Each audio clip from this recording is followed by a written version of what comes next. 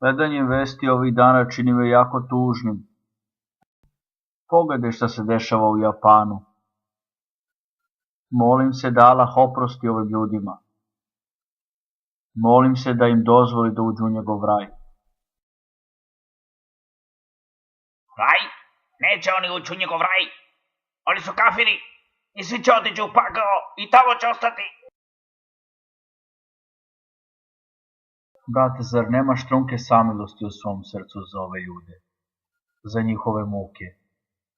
Zar ne želiš da svi ljudi budu spašeni i upućeni?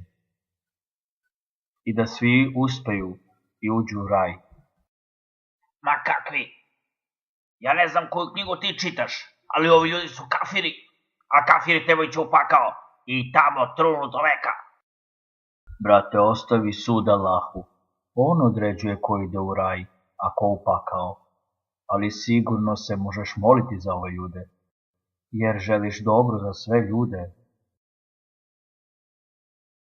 Ja ću ti reći ko neće ići u raj. Jevreji neće ići u raj, hrišćani neće ići u raj, budisti neće ići u raj, hindusi neće ići u raj, šije neće ići u raj, sufije neće ići u raj. I niko od ovih ljudi neće ići u raj. Svi oni će strunuti u paklu, samo selafije i vehabije, oni slede pravi islam i samo oni će ići u raj. Brate, ovo je zaista arogantno šta govoriš. Umesto što si zauzet sa tim ko će u raj, a ko u pakao, ti bi trebao da budeš zauzet sa razmišljanjem o sopstvenoj budućnosti. Da li ti je zagarantovan ulazak u raj? Da li ti je ta garancija odobrena? Pa ja sam zaista siguran da ću ići u raj. Mislim, ja sam musliman, ja se molim, ja postim i ja govorim ljudima šta je dobro, a šta nije sa njihovim verovanjem. I nosim kratke pantalone do ispod kolena i kratim svoje brkove i jedem halal hranu.